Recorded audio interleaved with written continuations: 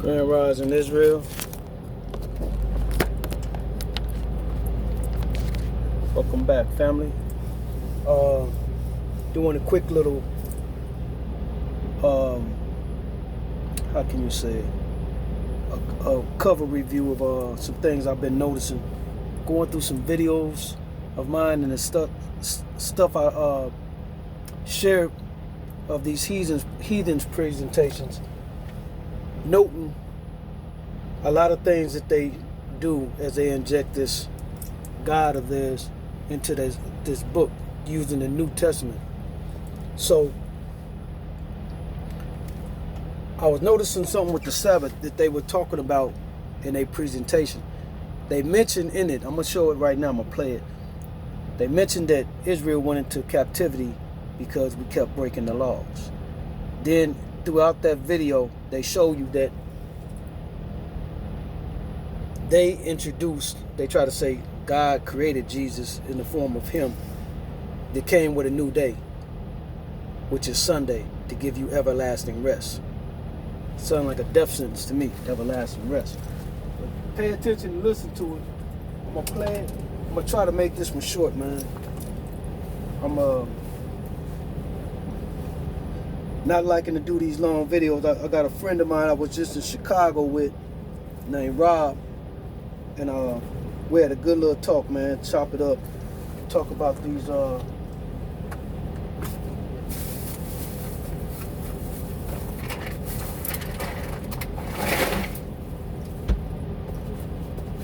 this life we didn't experience, our past, growing up in our youth and everything. And he actually said he want to be on my next video when I come through Chicago and give a little bit of his testimony, our upbringing and everything. So look for that. I'm gonna have my first feature on here.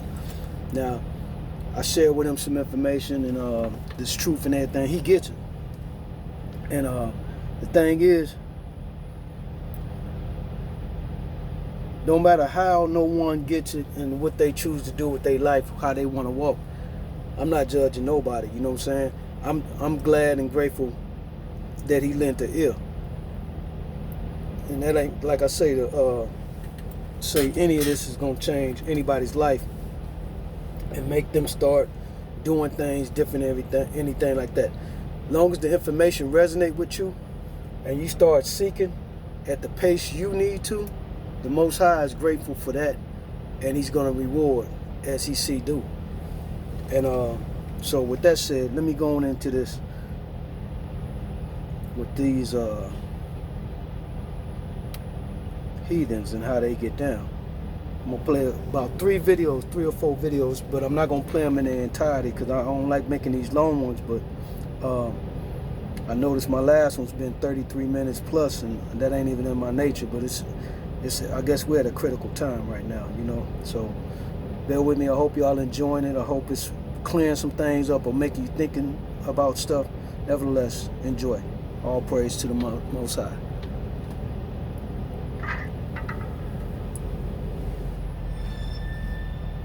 The number 7 is a big deal in the Bible.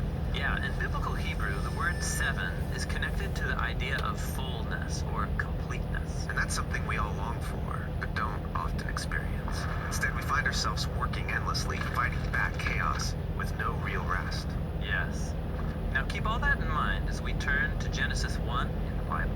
It begins with darkness and disorder, but then God speaks to bring about light and order so that life can flourish. And this happens over the course of 6 days. Each day is marked with the phrase, there was evening and there was morning. But on the 7th day, something special happens. God stops and rests. Right. Creation is brought to its completion on the 7th day.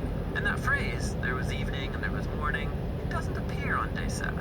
It's like a day with no end. On the 7th day, God's presence fills his creation. The land provides for all of God's creatures, including humans, who are appointed to rule the world with God forever. Kings and queens of the 7th day rest. I can get into that.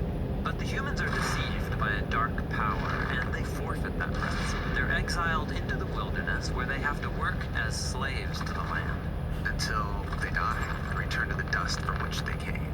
But God wants to restore humanity back to that 7th day rest. So he chooses to give the family of Israel that experience of ultimate so they can share it with others. But how? They're in Egypt, slaves to an oppressive empire who's grinding them into the dust. So God confronts Egypt and liberates the Israelites, taking them through the darkness and chaos on the way to the promised land. Now, while they're on their way, they find themselves in the wilderness. It's easy to get lost. Life is a struggle. They're not in the land of rest yet. But while they're on the way, God invites them in the wilderness to start living as if they're in the promised land. But how do you practice the future rest in the wilderness? Well, God tells them that every seventh day they are to stop their work, or in Hebrew, to Shabbat, so that they can rest and enjoy God's good world. So take a whole day It's a to commandment. live as if the ultimate rest has already come. Yeah, this is the Sabbath, celebrated every week on the seventh day. But there's more. The Sabbath is just one of 7 festivals that Israel practiced every year, each one anticipating that seventh-day rest. That is a lot of sevens. And there's even more. Every 7 years, the Israelites were to liberate slaves, forgive debts, and let the land rest for a whole year. And then, every 7 times 7 years was the ultimate seventh-day rest, called the Year of Jubilee. If anyone had lost their land or gone into debt, all was forgiven, everything restored. Oh, so the Sabbath, these feasts, the Year of Jubilee, it's all pointing towards the hope of future rest. Right. Now, when the Israelites went into the land, they forgot their God, and so they forfeited their chance for rest in the promised land. They're exiled and enslaved again by an oppressive nation, led back into a world of chaos and disorder. But Israel's prophets said that their exile would end one day, and that the ultimate jubilee of freedom and rest would come, but generations go by, and they're still waiting. It's at this dark point in the story that Jesus appears, and he launches his public mission on a Sabbath day. He read Voila! aloud from the scroll of Isaiah, saying that it was time for all captives and slaves to be released, because this was the year of the Lord's favor.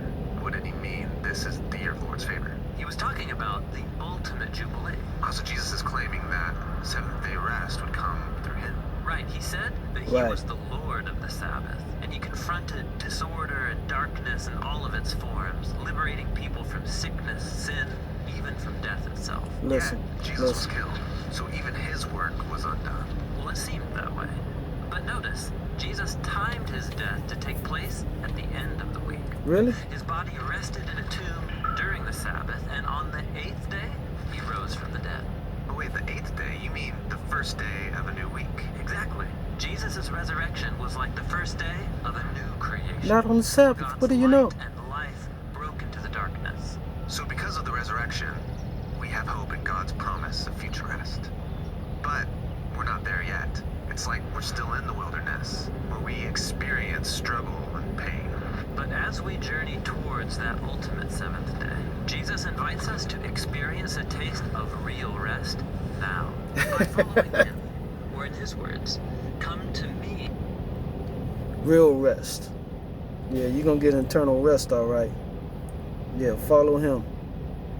You heard it. You know, that's the thing I notice about these Gentiles and these heathens in this world that got a remnant of truth, or when they hear something and it makes sense, just for the fact they spirit can't acknowledge that we are those this book is written about. And their whole attitude changed. They don't want to go in it no more. They want you to study, hold their hand, and do the kumbaya. And long as you accepting Jesus, they know you don't stand a chance, or you not elite over them. That's the thing. They cannot deal with that. It ain't in their spirit to deal with that. Let me go into this one right here. I've had many a conversations since I've been woke. Like I said, it's going on 6 years now. And I've had many a conversations. Like I said, I'm not a preacher, not a teacher. I'm new at this, but I relate to the stuff that I have been shown and that is proven. And when I get in a conversation with some of these so-called Christians, black and white ones, it blows my mind, because I remember I was this happened a couple of times, matter of fact. This preacher, this black guy, man, this happened a couple of times. It's always a black male, older preacher, man, in his 50s, 60s, approaching me just to be having a conversation and wanted to tell me that they some kind of pastor. So I met this one guy at a place I was getting a truck repaired, and he let me know he was a pastor. So I asked him, I said, what's your view on Deuteronomy 28? Oh, Deuteronomy, I'm not familiar with that. I'm not familiar with. And I started telling him about when the Most High sent Israel, the southern tribe, into captivity via ship with irons and yoke upon their neck, the curses. He tells me he haven't read this. Now this man told me he had been a pastor for 24, 27 years. How you, a pastor over a congregation, teaching out of that book, and you don't know that? Well, the thing is, I'm having conversation with a lot of people that used to go to church recently, like these last couple of weeks, and they let me know. I'm asking them about the church experience, what it's like. The church only teach primarily out of the New Testament. That's Jesus' ballpark right there. They teach peace and prosperity. I didn't understand what that meant, but it broke it down. It's basically slave doctrine that, you know, if you be a good person, a good Christian and everything, you're going to get rewarded when you go to heaven. You cursed. You cursed here, you're going to leave here cursed. You taking another God to your grave.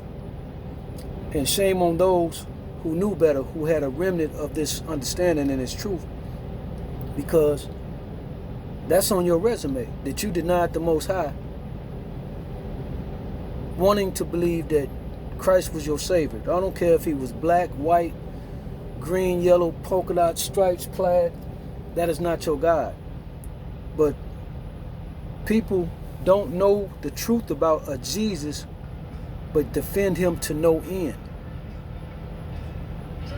When you shown anything against him which can be proven,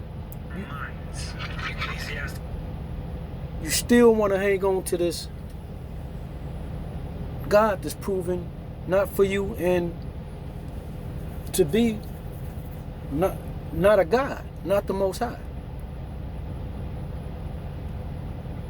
Let me get into this. I'm gonna get that Leviticus next, but this is the one I want to show. This another heathen. Like I said, they bring forth some information. Dude, you cutting that too far, player. They bring forth some truth, and this is the thing about them. They bring truth just enough to get you to listen, and then they start injecting their poison. You know what I'm saying? It's the 3-card Molly with them all the time. The sleight of hand. They can't help themselves. Even when they know they lying, I don't know if they're doing it consciously or it's just in their nature, or are they purely this ignorant. But clearly, this is what they do, and they so comfortable with it. I'm gonna get that. That was a Sabbath, and you clearly see where they told you there's a new day to celebrate the Most High, knowing that was one of the laws that we broke. The reason why we went into captivity was for breaking laws. So why would Jesus come and give you another law to live by faithfully, as you see people doing every Sunday? They faithfully in the church on a Sunday, praising another God. So let me get in the middle of this. Verse 10. Whatsoever thy hand findeth to do, do it with thy might. So the hand represents our actions. So those who love God will put it in their minds to worship God by obeying his commandments, including the 7-day Sabbath, and it will show through their actions. And those who worship the papacy in their minds will obey the commandments of the papacy, including Sunday sacredness, and it also will show through their actions. Now this does not mean that those who observe Sunday today already have the mark of the beast. Revelation 13, starting from verse 15. And he, that is the second beast, which is America, had power to give life unto the image image of the beast, which is the likeness of the papacy, the American union of church and state, that the image of the beast should both speak and cause that as many as would not worship the image of the beast should be killed. So America will make a likeness of the papacy. They will unite church and state, and this church and state union should speak. So what does a superpower talk about when it speaks? It speaks laws and legislations, and that's why it says the image of the beast, this American union of church and state, should both speak and cause or enforce that as many as would not worship or obey this American union of church and state should be killed. And he will cause or enforce all, both small and great, rich and poor, free and bond, to receive a mark in their right hand or in their foreheads, and that no man might buy or sell, save he that had the mark or the name of the beast or the number of his name. And so America will make a union of church and state and will legislate laws that will enforce the observance of Sunday sacredness to honor the papacy. Are we on the verge of this today? In almost all 50 states and even other parts of the world, we have a legislation called the Blue Laws. Blue Laws, also known as Sunday Laws, are laws designed to restrict or ban some or all Sunday activities for religious purposes, particularly to promote the observance of a day of worship or rest, instituting the sacredness of Sunday. Blue laws or national Sunday laws are already in the law books across America and around the world. It is already set, but it's not yet being enforced. Have there been efforts to enforce this law? In fact, the enemy... That's just a remnant of what they do. And this is all proof solidifying what is written by their actions and their attributes. So people can deny all they want. You know, it's people out here that, like I say, that know this truth, that are dealing with demonic spirits, demons, spirits that won't allow them to be in the understanding of this truth. And they find it hard to fight those demons and blame the Most High for this condition that we in, because they're too weak to fight those demons. I've never had drug addiction. I drank beer. I never was belligerent. I never got into fights behind it. I couldn't say it was an addiction, but you know, others will say because you drink on the regular, that might be addiction. So I don't know. But I have no problem. I had no problem walking away from drinking if I didn't need to, or if I had to take care of business. I seen people who truly got issues, they can't stop to take care of their own business. So this ain't saying that I'm greater than anybody. What I'm saying is I have no problem saying no to anything that I feel is going to control me. Anything. Whether it be a relationship, whether it be something of this world. I got a model car collection.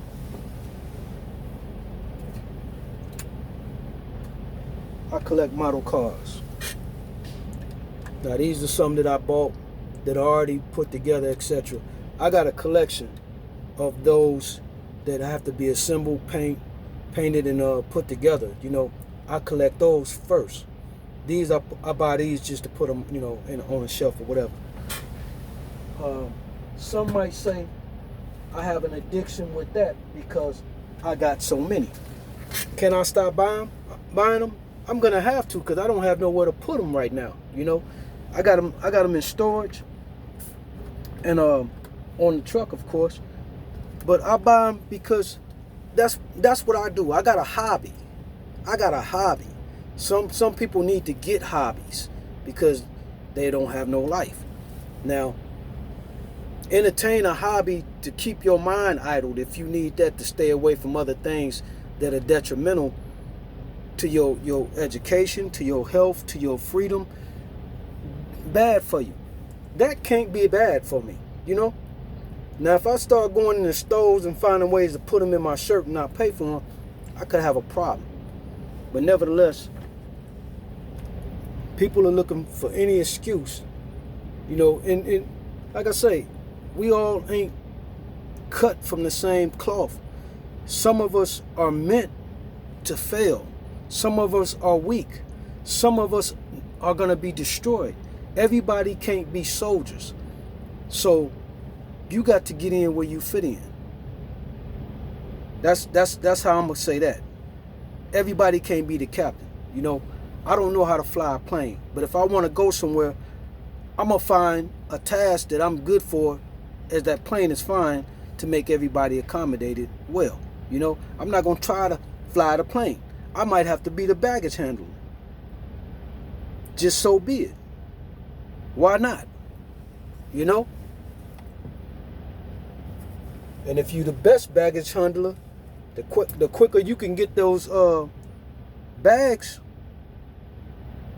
off that unit, the quicker we can get on to the next destination. So everybody got a purpose in like videos. In a system, you know? Everybody ain't got to be the head. You know? When I was in these streets, matter of fact, I told y'all about them. I have a brother of mine come and get on one of the videos. Good friend of mine back in the city. He gonna share some of his testimony, named Rob.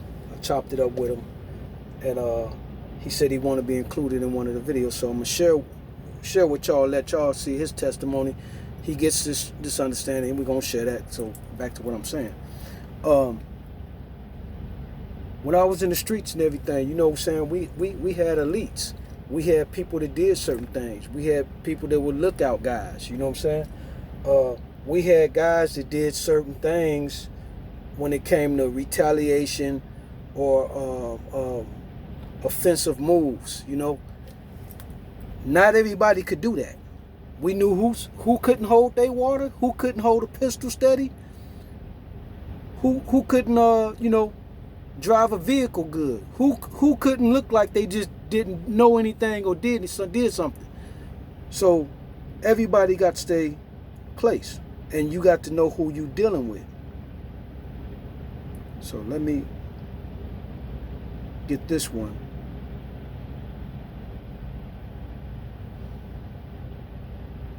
And pay attention to this. This is Leviticus. I wanted to share this one more time. The book of Leviticus, we know you've been avoiding it because it's weird. So let's fix that. Now remember, the story of the Bible began with humans in God's presence, but they were banished because of their rebellion. However, God wants to be in relationship with us, so he chooses one family that he will use to restore the world back into his presence. And so God's presence comes to dwell in a tent right in the middle of Israel. And that's great. But it creates a problem, because it's so intense that Moses can't go in, and other priests who enter inappropriately, they die. Well, wait, if God's presence is good, how is it all of a sudden dangerous for people? So think of it this way. God's presence is like the sun. It's pure power and goodness. And when something mortal and corruptible gets close to such pure power, it's destroyed. And so the word holiness is used in Leviticus to describe God's pure and powerful presence, which, like the sun, is both good and dangerous. So the point of Leviticus is to show how corrupt Israelites can live near God's goodness without being destroyed. Now, in the book, there are 3 ways for how this is all going to work out, and these are going to seem strange to you, but just hang in there with us. The first one is rituals. The second is this idea of the priesthood, and the third is a bunch of purity laws. Now, the book is broken up into 7 sections, and each solution is explored in 2 sections of the book. The rituals are here, the priests are here, and the purity laws go here. Now, the first solution rituals involves a lot of animal sacrifices. And so Leviticus begins with detailed instructions for how to make these sacrifices. Some are ways of saying thank you to God, and others are simply ways of saying, I'm sorry. And here, at the end of the book, there are some more rituals. These are about observing sacred days and festivals. They're all celebrations that retell some part of the story of how God rescued Israel and set them apart from the nations. The second solution to the holiness problem has to do with priests. You see, being directly in God's presence is really dangerous. So he appoints priests as special representatives who can go into his presence on behalf of others. So in this section, we have a story about how the priests are ordained into the priesthood. And then this other section Let me explains the set... interrupt that for a second. And that's speaking on, interrupting is to speak on how the Most High, there's no images of him, because that would be an idol. He says no man has ever seen him because he would surely die. The burning bush story is the story of when he was talking to Moses through the bush. That was as close as his presence could get. That bush was on fire. He's like the sun. You can't get next to him. So how could he come in the image of man?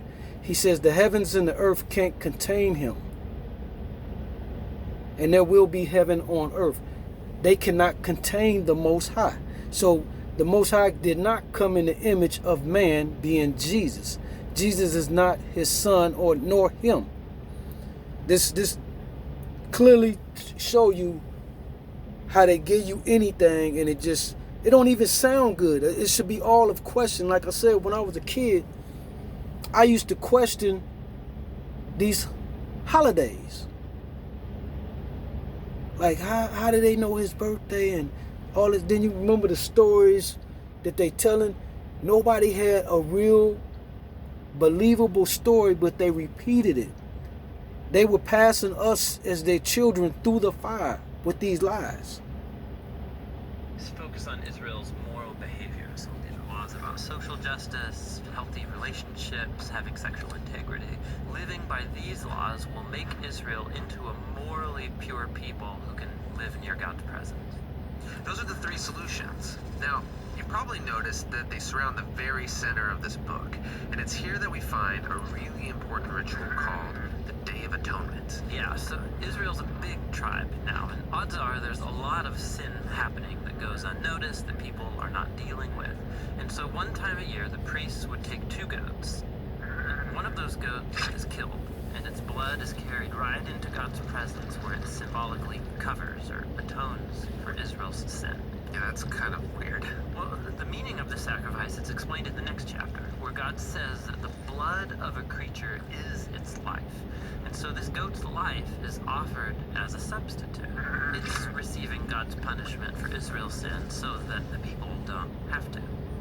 That leaves the second goat. Yeah, the priest puts his hands on it, and then he confesses all the sins of Israel. It's like he's placing the sins on the goat. And then that goat gets cast out forever into the wilderness. It's called the scapegoat. Yeah, I've heard that word before. Yeah, it's a very powerful image of how God is graciously removing Israel's sin.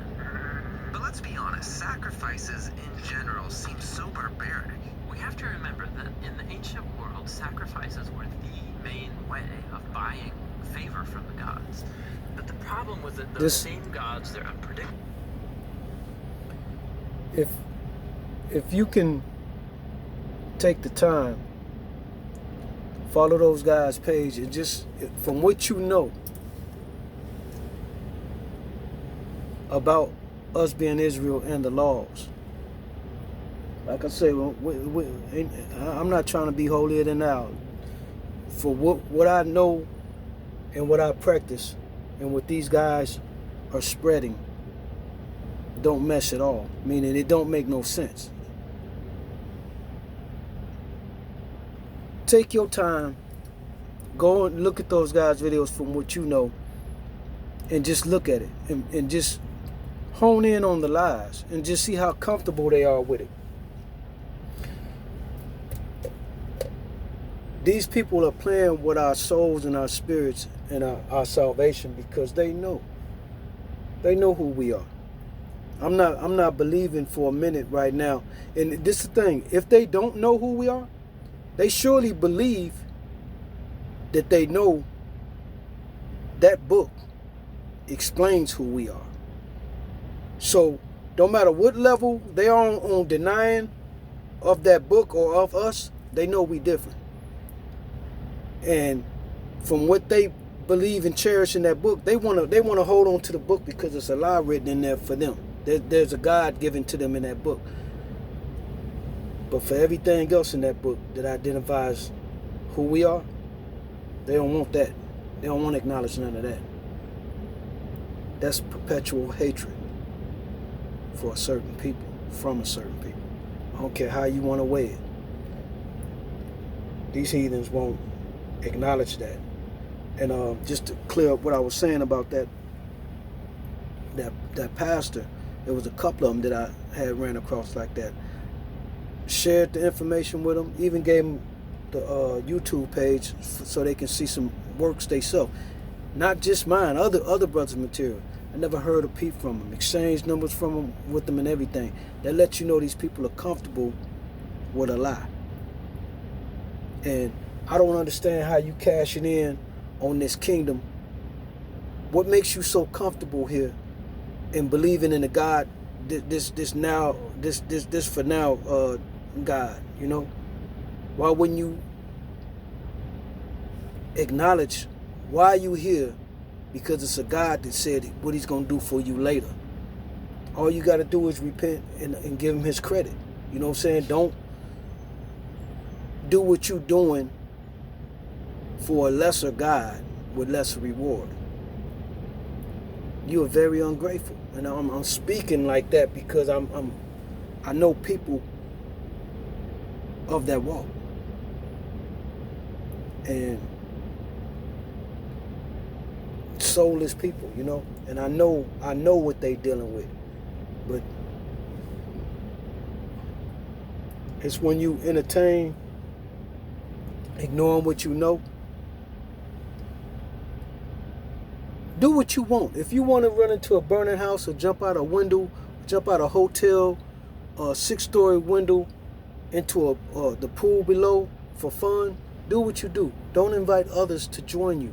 Don't trick no others to say that, oh, I do this all the time.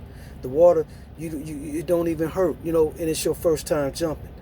Don't lie to others to get company where you're miserable at.